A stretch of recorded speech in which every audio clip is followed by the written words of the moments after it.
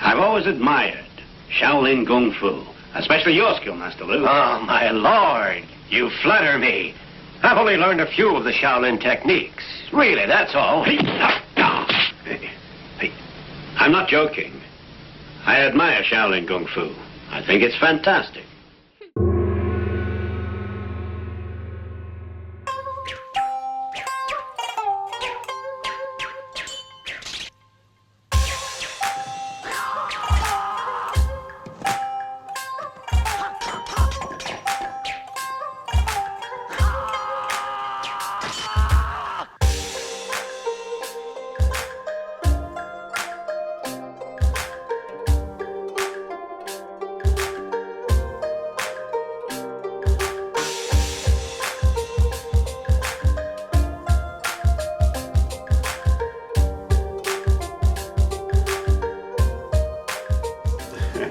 Well, first of all, I call it the Shaolin Wood Technique. And basically the reason for that is because the uniqueness of it allows me to basically call it whatever I want, because as I've been told and as I'm kind of led to believe, nobody's ever done this before. So whatever I call it is what it is.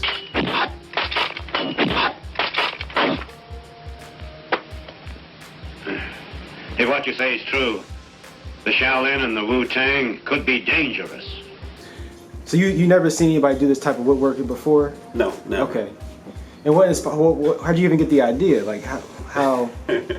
Well, it's taken an interesting path to get to this point.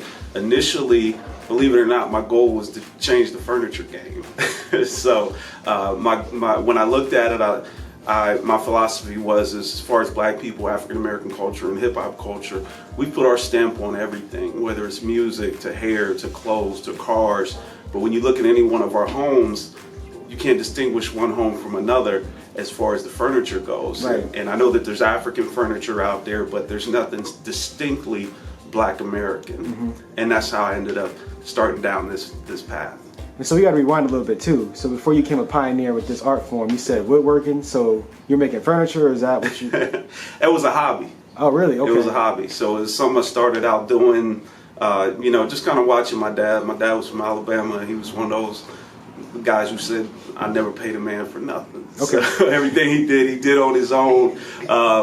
Can't vouch for the quality of the work all the time, but if he said he was going to build a shed, he was going to build a shed. So you never got paid to do just regular making furniture? No, strictly been a hobby. I've been an artist. As far back as I can remember, I've always been drawing. Of course, with my age group, we didn't have internet and Facebook and all that, right. So you wasn't outside playing. You was in the house drawing. Okay. And that's how I got real good at sketching, and then got into playing sports. And once I started playing sports, I really just kind of left it alone. I played Division I college football and very brief NFL career. Oh, wow. And when I started getting back into the art side of it and drawing, I found it very difficult, because my shoulders have been so banged up and my arms and everything. So I really couldn't sit down and sketch the way I wanted to. Okay. And woodwork began to be that creative outlet that I needed. So I mean, who inspired you to draw? Like, what made you want to pick up a pen and start doing that kind of stuff in the first place? Oh. What drew you to the pen?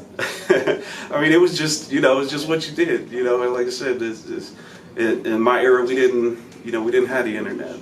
So you just drew. If you wanted to create some fun, you did it.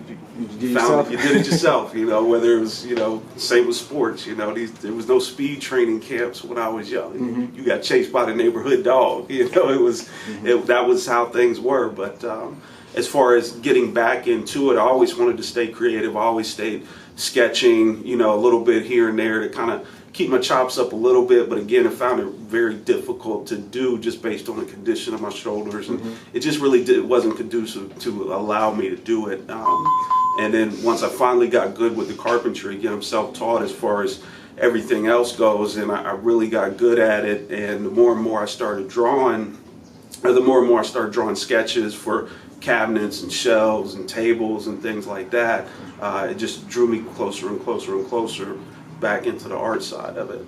So what is it about woodworking that is less stressful? Because you're thinking you got all these tools, you're doing crazy amounts of hard labor. It doesn't make any sense how drawing will hurt you more. Like, how does that work? Well, your hands aren't cramping up. Okay. Your hands aren't cramping up, and that goes to the forearms and then to the elbows and then all the way up to the shoulders. Got pinched nerves in both shoulders. So with tools and woodworking, it's a lot more ergonomic because you're working with big, pistol grip size machines. I'm not carving like with a hammer and a chisel or anything like that. So it allows me for more comfort and control. Plus, I can see a better result, more tangible result out of it too, because I'm always fixing up my house and things like that. Nice. And so, I mean, a lot of the portraits that I've seen so far, they've all been of hip hop artists. I mean, why African American hip hop artists? For me, it was just, I felt like it was time. When I did the first one I ever did, it was Bob Marley. So when I was finished with that one, I was like, you know what, I want to do people out that I would like to see. So my initial thought was to do the top 10, my top 10 MCs of all time. Okay. So that's why some of these guys are up here. But then as I started doing it, that kind of more evolved, because I like some guys better than others, even though they're not in the top 10, but excuse me. But so that's how this evolved. And again, I wanted to see them just kind of preserve their legacy, in the way that I see it, in the medium that I'm doing, put them in positions where, aesthetically, they're in regal positions and legends, or in areas of royalty or pictures of royalty. So if you look at any of these pictures, most of them don't have expressions on their faces. And the reason for that is I just didn't really want to take away from the actual beauty of what the image is. I've been to the Louvre Museum in Paris, I've been to the British Museum, I go to museums all over the country. Everywhere I go, I see pictures of royalty all over the place. They never have expressions, and you're just forced to kind of look at them and wonder. Yeah. And that's why I have these in the positions that they are right now. Okay. I love that too. So it's like, and you get that feeling too. Besides the Biggie portrait with the crown, it does feel like every single portrait is one of those regal pictures. Yeah. Right. Yeah. Getting them in their best light. Right. All that kind of stuff too. And I think, so I mean, how did the first one get even made? Like, what was that story? Well, initially, like I said earlier, I wanted to change the furniture game. So I was doing this as a hobby, and I was initially going to do an inlay. I was going to make cabinet doors, an entertainment center, and I was going to inlay a picture of Bob Marley into a set of cabinet doors. That does sound hot, though. All stuff like that. And that's what I was saying about the hip-hop furniture. I didn't know at the time. I'm like, well, maybe there's a reason there's no hip-hop furniture. Maybe it's trash, or maybe it could look good. You never know. Yeah. So I went out, I did the Bob Marley, and initially I was going to lay it all flat and start inlaying it. And I looked at it and I said, I'd like to make it bigger. So I went back, redid it, made it about 12 inches bigger, and then got finished with it, redid it again a third time to the size that it is now. And that was when I decided, okay, I'm not going to paint this, because initially I was going to paint it too.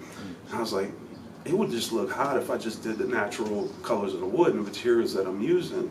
So I did that, and then after I was fully complete with it, I was getting ready to start in on the second phase of, doing the inlay. Something told me, just go out there and start layering it. What would it look like if you started layering it? And that's exactly what I did. I got up at like 1, 2 in the morning. I'm in the garage, and I just started sticking pieces in between. And that was when I knew I had it. I knew I had something. Wow. It looks so complicated. I can't follow. I don't know how you do it. It just, all the pieces on top of it looks like a puzzle piece, living puzzle piece. Yeah. I mean, it's pretty complicated in the sense that it takes a lot of patience to do it. That's what it looks like. And again, if I didn't have a passion for woodworking, God didn't put a passion for woodworking in me, I would have never gotten to this point. Because honestly, if I had made picture frames or framed my jerseys or framed, newspaper articles, things like that, I wouldn't be able to make these frames for these. Wow. And if you can't make the frames for these, you can't make it, because it's not stable enough to hold up on its own. It has to be one complete piece. So everything that I've done up until this point has gotten me, to make these. Nonsense. It was the Shaolin. The Shaolin?